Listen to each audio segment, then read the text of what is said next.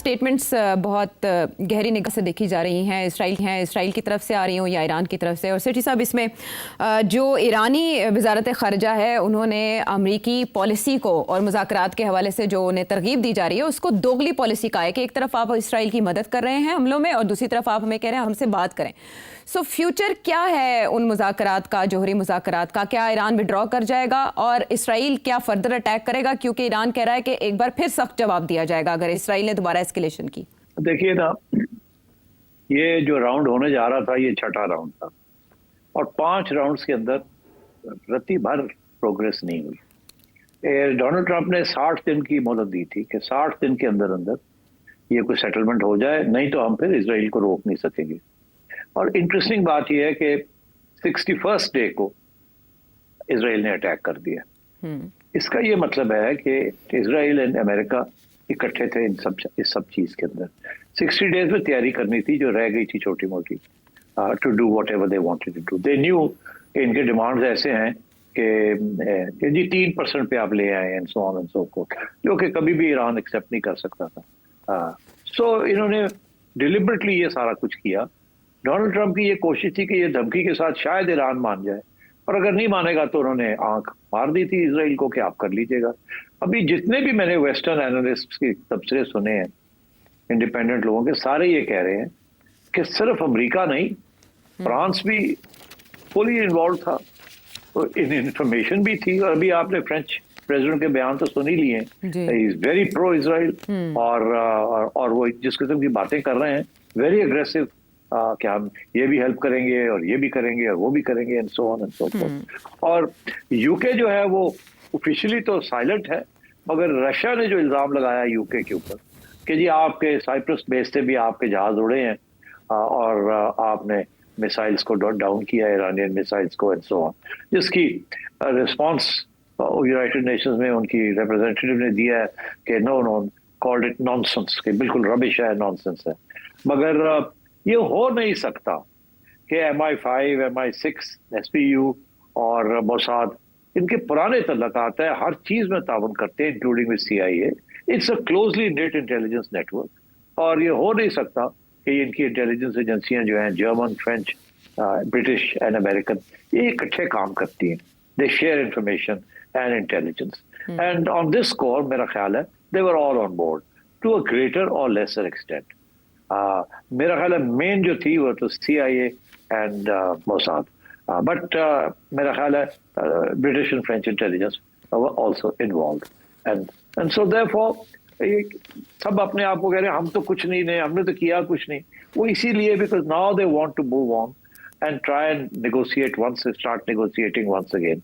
और ईरान ने ये कह दिया कि we are not going to negotiate. मेरा ख्याल है चाइना और रशिया प्रेशर डालेंगे, अच्छा, यूनाइटेड नेशंस में भी और एल्सवेयर भी, ईरान के ऊपर भी और इसराइल के ऊपर भी और अमेरिका के ऊपर भी, कि ये वॉर को खत्म किया जाए और some negotiation should take place. But क्या रेजिम चेंज? मेरा ख्याल है both China and Russia will resist any attempt to change, to do regime change in Iran. So आगे देखना है कि इनका फॉल बैक पोजिशन क्या है, इसराइल की और अमेरिका की।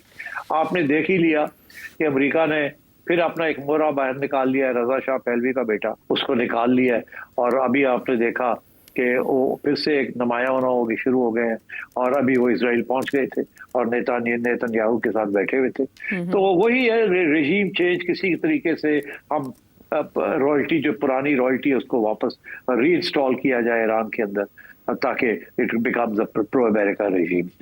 मगर मेरा ख्याल है कि इस वक्त ईरानियन पब्लिक जितनी भी वो इस ईरानियन रेजीम के खिलाफ थी, इस वक्त वो एक नेशनलिज्म इतनी स्ट्रांग है कि नफरत इतनी है अमेरिका के खिलाफ और इसराइल के खिलाफ इन द वेस्ट कि it is not likely to happen.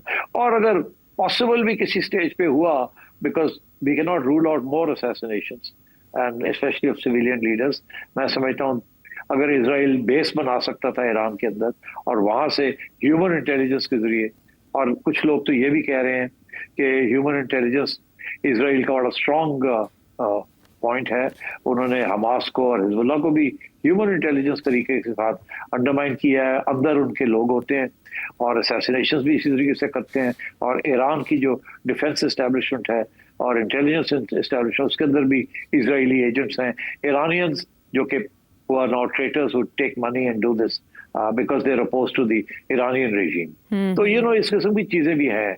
तो अब आगे देखना है कि where will this take us? It's very difficult to predict कि ईरान जो है वो क्या संभाल लेगा इरानियन रेजीम ये सारी चीज को, या आहिस्ता आहिस्ता उनके हाथ से स्लिप कर जाएगी।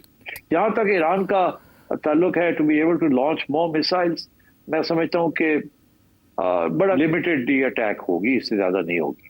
और हो सकता है कि इजराइल की तरफ से एक और वेव ऑफ बॉम्बिंग्स आ जाए, बट मुझे लगता है कि दैट विल बी ऑल। उसके बाद I think cease fire may be arranged. लेकिन ऐसे में दो बातें और भी हो रही हैं सेठी साहब। एक तो ये कि ईरानी रहबर आला को भी निशाना बनाया जा सकता है अगले फेज़ में, और ये कि ईरान न्यूक्लियर तजुर्बा भी कर सकता है दुनिया को एक मैसेज देने के लिए। तो इन दोनों में से क्या पॉसिबिलिटी आपको लगती है? और मीनवाइल इंडियन इन्वॉल्वमेंट की बात की जा रही है कि कुछ अरेस्ट हुई हैं ईरान के अंदर, ह्यूमन इंटेलिजेंस के पर्सपेक्टिव में बात कर रही हूँ मैं आपसे। इसमें कोई शक नहीं है that it's quite possible that Indian agencies may be involved also. Don't forget, Indian intelligence raw का तो ताल्लुक Iranian intelligence के साथ है ना जी। और इसीलिए तो इंडिया ईरान के बॉर्डर से वो कुलभूषण साहब आए थे जी, आए थे ना जी, ईरानी पासपोर्ट के साथ आए थे। ईरानी पासपोर्ट के साथ, और ये चाबहार वाली सारा ड्रामा जो है, तो रॉ वहाँ भी तो तल्लुकात है ना।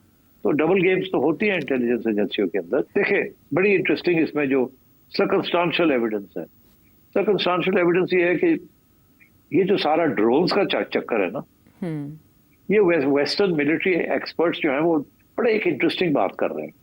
वो कहते हैं जो यूक्रेन के अंदर जो ड्रोन्स इस्तेमाल किया है वेस्ट ने, उसका स्टाइल वही है ऑपरेशंस का जो कि इंडियन ने पाकिस्तान के खिलाफ इस्तेमाल किया जी। और जो कि अब Israeli forces with in Iran, उन्होंने वहां से जो ड्रोन्स लॉन्च किए हैं अगेंस्ट ईरान डिफेंस सिस्टम जी, न्यूट्रलाइज करने के लिए, अंडरमाइन करने के लिए, एरोड करने के लिए, they are the same. It's the same sort of attempt to jam and to create a blanket jamming effort, ताकि आपके डिफेंसेस कामयाब ना हो। दिस इज व्हाई इंडिया ने पहले ड्रोन्स लॉन्च की थी अगेंस्ट पाकिस्तानी डिफेंसेस, ताकि इंडिया के जब एयरक्राफ्ट आए तो they can get a safe passage. इसी तरीके के साथ ईरान के अंदर भी इन्होंने यही किया, उनके डिफेंस, इसीलिए ईरान को समझ नहीं आई उनका हो क्या गया, उनका डिफेंस सिस्टम ही बैठ गया। And similarly in Ukraine, this is exactly the sort of tactics that the West has used or Israel has used. तो मैं ये समझता हूँ कि ये सारी चीजें आहिस्ता आहिस्ता इनके ऊपर रोशनी पड़ेगी और नजर आएंगी हमें कि ये नेक्सस क्या है, Israel, India, USA, France, Germany and so on. ठीक है, क्लैरिटी वक्त के साथ साथ आएगी। बहरहाल ईरान की जानिब से वार्निंग दे दी गई है फ्रांस को भी और बरतानिया को भी कि आप साथ मत दें इसराइल का, वरना आपके अड्डों को भी निशाना बनाया जा सकता है। तो ईरान के पास क्या ऐसी सलाहियत है, ये बताएंगे। और भी बहुत से सवाल